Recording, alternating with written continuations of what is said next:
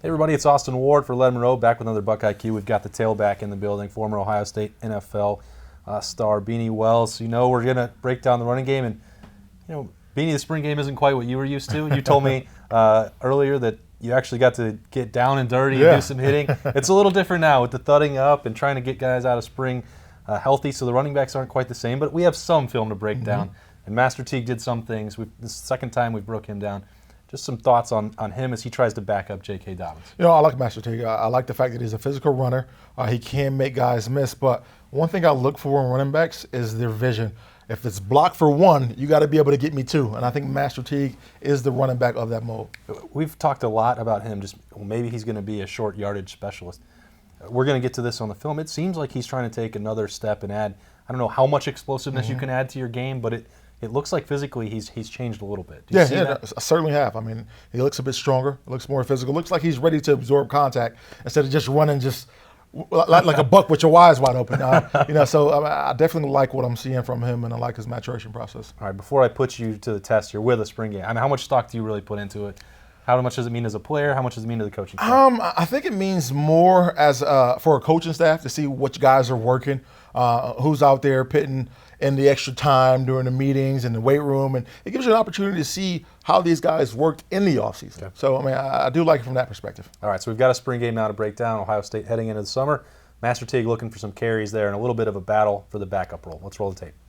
All right, Beanie, let's start with one of the most impressive plays I thought of the spring game outside of the wide receivers. You look at Master Teague here, and something that we talked about in previous Buckeye Qs, did he have the kind of speed to pull away? And again, I know it's a spring game, but this looked like a different Master Teague to me. It certainly did.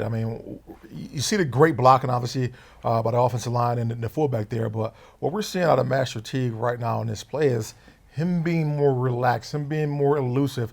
I think not years past, last season when we saw him run with too much of a forward lean, like he was waiting for contact. Here we're just watching him be a natural runner, and it allows his speed to take over, and I like seeing that. Maybe that forward lean is why, when we talked about him as being a short yardage guy, it was like he wanted to find contact and he expected the contact. Is that just something that you have to work your way out of, and with reps, that maybe not everyone is going to be hitting you? It is. It's an issue that I had here my freshman year. Okay. I ran with too much of a forward lean, waiting on some of these big defensive linemen and linebackers to come and attack me with contact, and just ready to absorb it. And it's something as you go along, as you get more mature, you kind of grow out of. And that was big. These reps, J.K. Dobbins did not need many this spring. I think for Master Teague, this was a camp where he could really get rolling, build some momentum, and feel good about himself. And obviously, if you score a touchdown or two, which we'll get to, anytime you're in the shoe and do that, it's got to feel good. Oh, no question about it, man. Get in the end zone. That's the most important thing. And when you're a running back, a young running back, trying to make your name known and trying to get your place on this team, you want to be able to do it when the lights are on in the spring game. That's an awesome opportunity. So it's obviously a little different when the live bullets are flying. We know that. And certainly in short yardage, you're not going to get the best read. This is not the most exciting play in the spring game, but again, it's a running back plowing in there, and he gets to score in the shoe. Certainly. Like you said, not overly impressive, but you just want to see somebody put their head down. Like I always say, if it's blocked for one, you got to be able to get me two, and he does that here by getting in the end zone. Fights for that yardage. And go on, and it wasn't just the touchdowns for Master Teague. He had a pretty good day. And I'm curious, Beanie, when we looked at this, and I asked you about it earlier, it almost looks like this is a new kind of concept for the Ohio State rushing attack, and we're not going to have to dig too deep into it at this point from what we're learning, but I don't know if it's just a position to get these guys different angles or what maybe you think of these steps in the backfield. I think that's what it is. It's position to get guys in different angles, maybe to get the offense or the defense moving a certain way and then bring it back. We're seeing a lot of counteraction, and I think that's important when you try to run some of these mixed direction plays. What's the key there? Obviously, patience has to be important. You're counting, 1,001 in your head. Is it difficult for a running back not to give the game away there? It is. Steps in track are so critical. And what I mean by steps in track, him taking that one step and him going back down the line of scrimmage and not back placing the quarterback steps and not going directly down the line of scrimmage and not counterplay is so critical.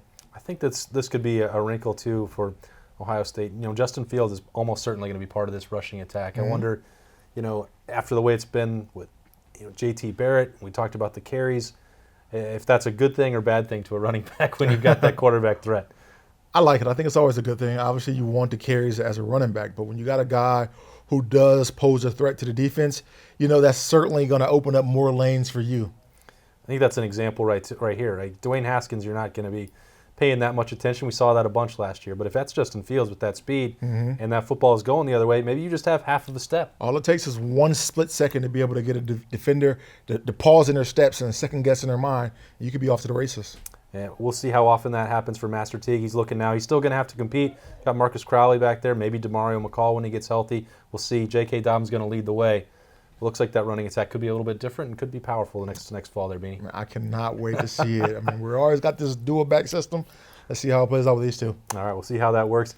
As always, Beanie Wells breaking down the running backs with us. I'm Austin Ward. This has been Letterman Row Buckeye Q. We'll see you next time.